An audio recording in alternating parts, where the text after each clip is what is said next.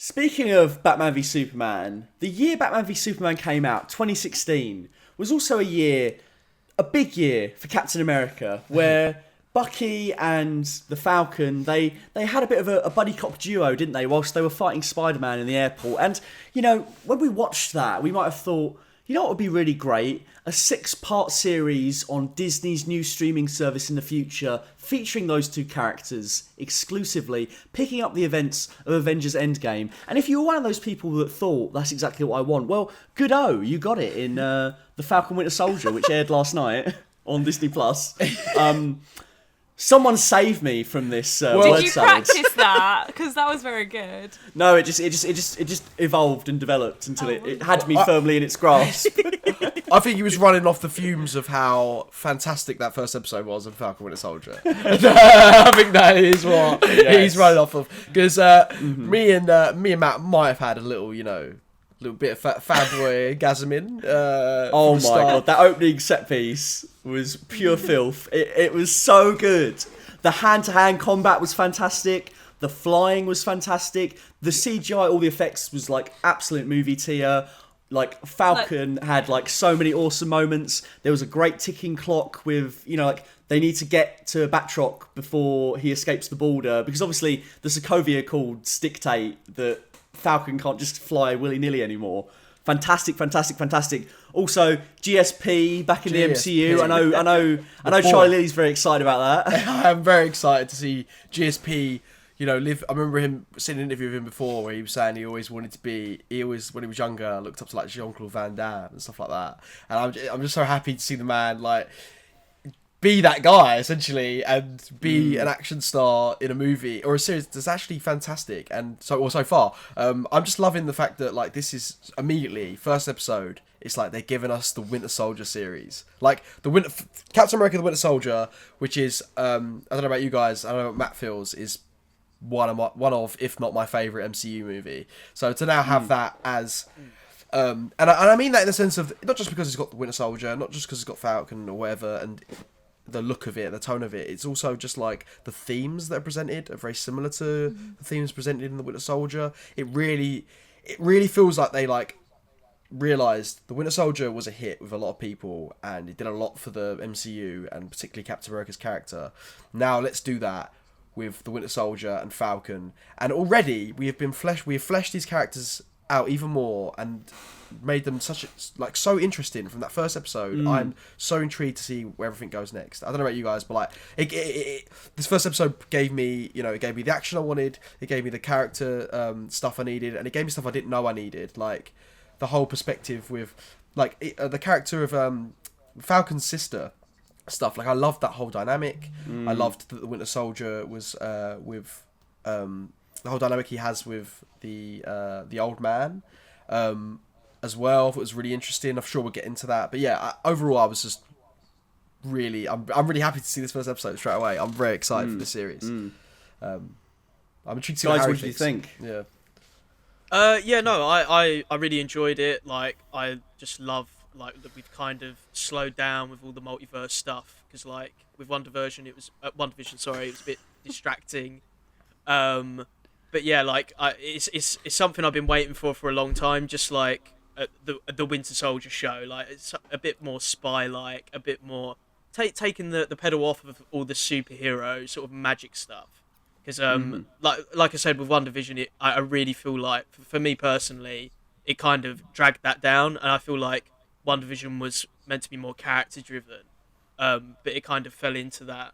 Oh, what's going to happen with this and that and this and that, and then it kind of became a little bit disappointing. With this, I'm hoping there's none of that, and it seems like they're going to not involve any of that stuff, which is absolutely great. Like Matt and Charlie said, the action was fantastic. The character stuff is really, really good so far. Like I just can't wait to be honest with you. I would have liked to have seen maybe another episode. It would have been nice to have Same. 1 or 2. Yes, 100%. That's exactly what I thought. I wanted to kind of sink my teeth a little bit more into everything, but it is what it is, and I'm excited for it. Terry. Yeah, I had a great time. I wasn't sure what to expect going in, and I came out feeling it was more of a drama, sort of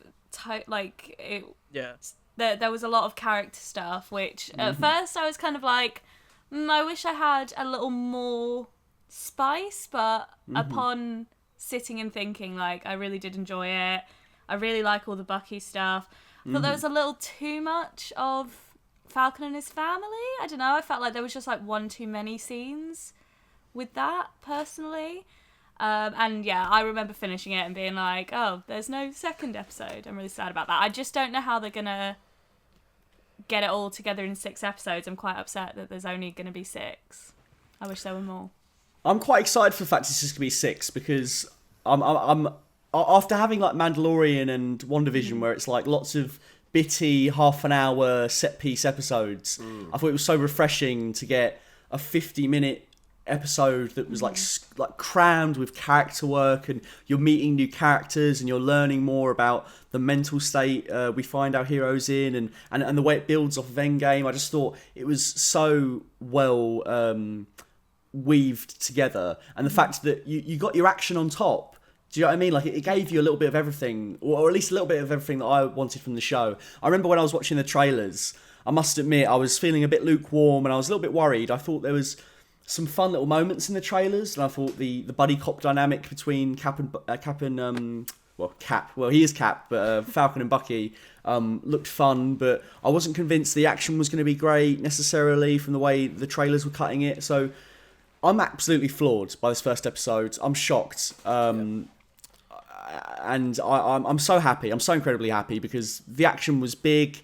It was just as awesome as anything Winter Soldier's thrown at us. And it's going to just keep on getting better in my mind. And then the character work and the introspection that we've had on Sam Wilson and Bucky already, I'm blown away. I can't wait to see them meet up. I can't wait to see where the story's going to go.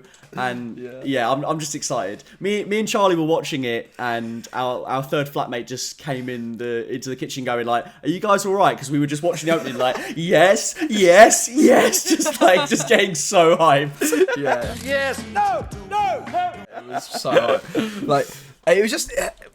For me, it was just like, it wasn't even just they delivered with the action, like they gave us some more world building stuff as well that I didn't expect. I love when a show or a sequel or something just gives you more perspective to look back on the other stuff. Like, I love that in this, you had the whole thing of like, yeah, how does Falcon get paid? Does he get paid?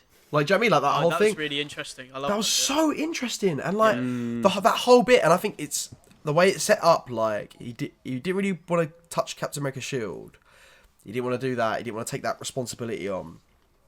And then, when at the end we see White Russell in the outfit, and obviously his sister come and reveals it to him, there's a moment of like, it felt so dirty to see someone else in Captain America's gear that isn't the Falcon. And obviously they felt that as well. I think that was set up so wonderfully. Like, I just thought that was so good, and I think that's going to set up where it's going to go. And I think I'm intrigued to see. I'm really intrigued to see how it deals with the fact that, I don't know, like the Falcon and his family, and being like a black superhero, and then having you know, him sort of. I just think that's going to be a really interesting dynamic. And I think how they're going to deal with. Those things.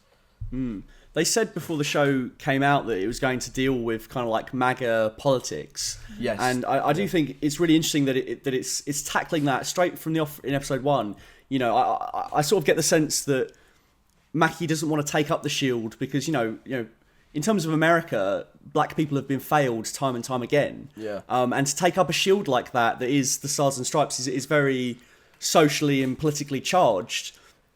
And for him to then in the same episode, you know, go to try and get just a bank loan, and for them to be denied it, and for his sister to say, oh, you know, like, people like us don't get the same treatment as Tony Stark, and you know, you sat there questioning, you're going, yeah, this is like, it's insane that Tony Stark is a billionaire and he doesn't pay any of the Avengers, let alone the Falcon, to do this work, and then the fact that he is struggling to make ends meet with his sister, but it's a perfect grounded realization in this fantastical world of wizards and aliens of like, no, like, the Falcon is still coded as a black man in America, and we're not going to shy away from the difficulties of being a black man in America. We're going to explore it, and I think it's already made it feel unique to the other Captain America material in the MCU, and I think it's just going to get more and more interesting. And I don't think the show's going to shy away from exploring anything that it wants to explore.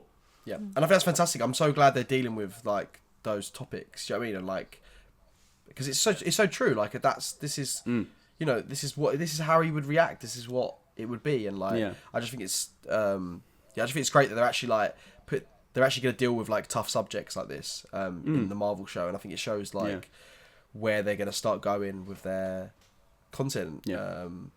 Because Mackie said like I think people are expecting. He said, I think people are expecting just like a black man in Chris Evans' outfit. Yeah. And he said, like, that's not what you're going to get. You're going to get something that's like bespoke to me and my experiences. And like, every MCU project needs something to make it matter. It needs something to make it like, this had to get made. It can't just be like, we need to create a series for every single superhero. Yes. Each series needs to deal with something that is socially real and interesting to the human experience. And I feel like it's cornered its topic and what it's gonna delve into. In the same way that I think Wanda ultimately was a great story about grief and mental health, and also we're gonna get a little bit of that with Bucky. I'm very intrigued by the sort of the therapy session where he's talking about. Do you know what I mean? Like he still has the nightmares and the PTSD, and then we had that incredible flashback, which then awesome. But to see it tie to the end of the episode in the way that you think he's just hanging out with this old Asian man because he wants a friend that's his age, and then you find out it's because he killed his son, and he just essentially just feels guilty, and that's why he's hanging around with the family. It's fantastic. And that was the stuff that stayed with me. I was just going to say that was the stuff that stayed with me more than Falcon kicking GSP, as awesome as it was. Exactly. What were you going to say, Terry? I really love the idea that there are like a group of people who thought the world was better during the blip, and they're trying to get back to that. I think that was interesting. A really great idea and a great villain to come up against after everything. Because there would be, wouldn't there? If they were like, absolutely. Oh my god, we could have 50% less people on this planet and all have enough resources to live well. Like there would be people who would want that, and there would be people who would rally to Thanos' cause. Like it makes sense. That's very interesting. It's a really good idea. I think that's so interesting. Like all that stuff, Terry. Like I think that's how they're going to try and bring in Zemo through that stuff, because I think it seems like Zemo's motives are going to be along more of the line of, well, Thanos was right kind of thing. Like and like, because obviously the people Thanos deserves to win. Yeah, there you go. Must have watched your I think videos, they've said Zemo, as much, haven't they? Daniel Bruhl was like, oh yeah. After I watched that full fat video, I knew Thanos was right. I had to take down the Falcon and the Winter Soldier. But yeah, I think they've sort of implied, haven't they, that his Zemo mask is going to be based on Thanos. Yeah, in sort of honor of Thanos. Yeah, that is a really cool idea. Honestly, I'm so good.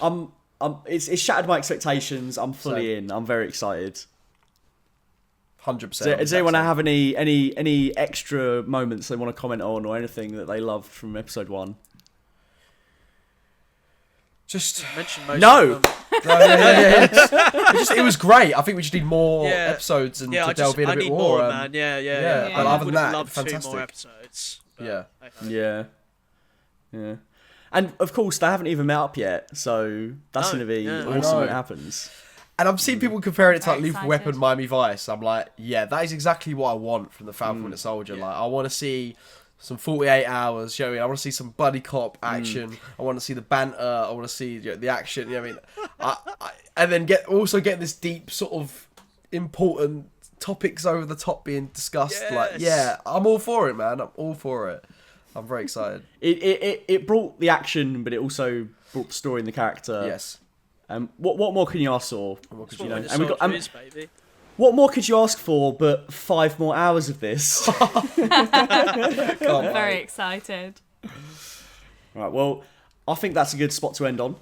This has been the Full Fat Podcast.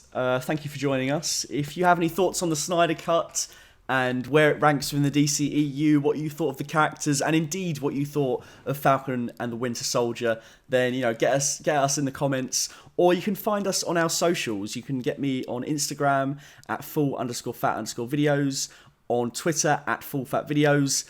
Might be the other way around, but I'm sure Harry will put the text up on the screen in the right order, and you can find out. And yeah. Yep. You can find me on Your Favourite Film Is Awful on YouTube. Your Favourite Film Is Awful on Twitter at FavFilmIsAwful, and Instagram Your Favourite Film Is Awful, and Facebook Your Favourite Film Is Awful. Yeah, so check that out. I think we might have Matt on soon to actually defend the Snyder Cut on the podcast. So look forward to that. I'd love to. Against the negative got reviews. to. I can't wait. So that'll be good fun. But yeah, check us out. You can find me on Twitter, Instagram, Twitch, and YouTube, and Patreon as Terry Merkin, and on Letterboxd as Terrell. Nice and efficient. Mr. Bag. Find me in a local park, just hanging around, just staring at everyone, not doing anything. Is lockdown getting to you? Yeah. What can you do these days? That's all you can do. Just stare at the people. Stare at the people.